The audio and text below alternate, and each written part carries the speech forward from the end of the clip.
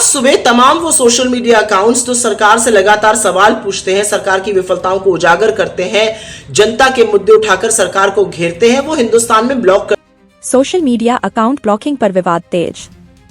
Free speech को लेकर सियासी घमासान। देश में सोशल मीडिया अकाउंट्स ब्लॉक होने को लेकर सियासत तेज हो गई है। कई यूजर्स के अकाउंट भारत में ब्लॉक होने की खबरों के बीच इस मुद्दे ने तूल पकड़ लिया है। कांग्रेस की प्रवक्ता सुप्रिया श्रीनेत ने सरकार पर गंभीर आरोप लगाए हैं। उन्होंने कहा कि सरकार आलोचना करने वाले अकाउंट्स को निशाना बना रही है। सुप्रिया श्रीनेत के अनुसार एक नया ट्रेंड सामने आ रहा है, जिसमें पहले कंटेंट को हटवाया जाता है और फिर पूरे अकाउंट को ही ब्लॉक कर दिया जाता है। उन्होंने आरोप लगाया कि यह कार्रवाई आईटी एक्ट की धारा 69 के तहत की जा रही है और इसमें इलेक्ट्रॉनिक्स और आईटी मंत्रालय की भूमिका बताई जा रही है। श्रीनेत ने इसे अभिव्यक्ति की स्वतंत्रता पर सीधा हमला बताते हुए कहा कि सरकार यह तय कर रही है कि कौन सा कंटेंट चलेगा और कौन सा नहीं। उन्होंने यह भी कहा कि लोकतंत्र में सवाल पूछना अधिकार है और अगर सवाल पूछने पर अकाउंट ब्लॉक किए जाते हैं तो यह चिंताजनक स्थिति है। वहीं इस पूरे मामले पर अलग अलग प्रतिक्रियाएं सामने आ रही हैं। कुछ लोग इसे गलत जानकारी और प्रोपेगेंडा पर रोक लगाने की कार्रवाई बता रहे हैं, तो वहीं विपक्ष इसे लोकतंत्र के लिए खतरा मान रहा है। इस बीच केंद्रीय मंत्री अश्विनी वैष्णव के मंत्रालयों पर भी सवाल उठाए जा रहे हैं। हालांकि सरकार की ओर से इस पर विस्तृत आधिकारिक प्रतिक्रिया का इंतजार है। राजनीतिक बयानबाजी के बीच यह मुद्दा अब फ्री स्पीच बनाम डिजिटल रेगुलेशन की बहस में बदल चुका है।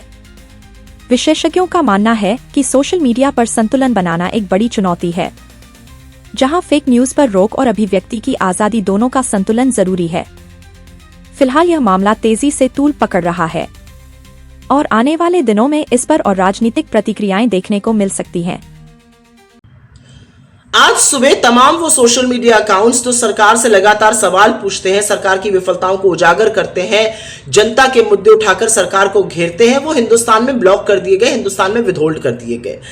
ये अब एक नया ट्रेंड है। जो कंटेंट पसंद नहीं आएगा सरकार को, उसको ब्लॉक कर दिया जाएगा, उसको डिलीट कर दिया जाएगा और सरकारी आदेश से अकाउंट को ही इंडिया में बैन कर दिया जाएगा। ये काम अश्विनी वैष्णव के दोनों मंत्रालय, ministry of electronics and information technology और ministry of information and broadcasting करा रही है। Section 69A of the IT act का हवाला देकर यह काम सोशल मीडिया प्लेटफॉर्म्स के माध्यम से कराया जा रहा है। आदेश अश्विनी वैष्णव के मंत्रालयों से आ रहा है।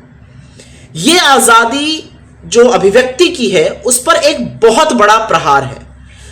अब सरकारी बाबू बैठकर ये डिसाइड करेंगे कि क्या कंटेंट चलेगा, क्या नहीं चलेगा, क्या पोस्ट हो सकता है, क्या नहीं हो सकता है, कौन से अकाउंट इंडिया में चलेंगे, कौन से नहीं चलेंगे। और ये अभिव्यक्ति की आजादी पर बड़ा प्रहार है, क्योंकि मेन स्ट्रीम मीडिया को तो चरणचुंबक बना लिया गया है और अब ये सारी कवायद सोशल मीडिया को रेगुलेट करने की जा रही है। असल में तो अश्विनी वैष्णव जो है वो एक निहायत ही विफल मंत्री हैं, चाहे वो रेलवे हो या उनके बाकी मंत्रालय हो। तो उनकी उपयोगिता यही है कि वो किस कंटेंट को कहां तक ब्लॉक कर सकते हैं, कितने अकाउंट इंडिया में ब्लॉक कर सकते हैं। लेकिन मोदी जी, आप इतने बड़े कायर क्यों हैं? आप जरा सी भी आलोचना नहीं झेल सकते, और अगर नहीं झेल सकते तो ऐसे काम ही क्यों करते हैं कि आपकी आलोचना की जाए?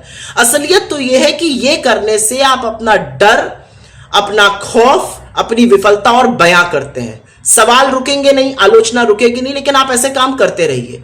और वो लोग जो लोकतंत्र खतरे में है जैसी बात सुनकर बड़ी आपत्ति दर्ज करते थे, नाक भौं मुंह सिकोड़ते थे, वो क्या कहेंगे? सवाल पूछने पे अकाउंट ब्लॉक कर देना क्या ये लोकतंत्र को कमजोर नहीं करता है? क्या ये लोकतंत्र खतरे में नहीं डालता है?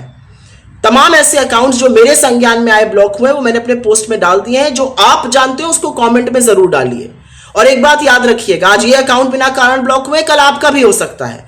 ये किसी भी कीमत पर बर्दाश्त नहीं किया जाना चाहिए। ये अभिव्यक्ति की आजादी लोकतंत्र के खिलाफ कदम है। ये एक डरपोक कायर सरकार, एक डरपोक प्रधानमंत्री की कवायद है सोशल मीडिया को अपने कब्जे में करने की।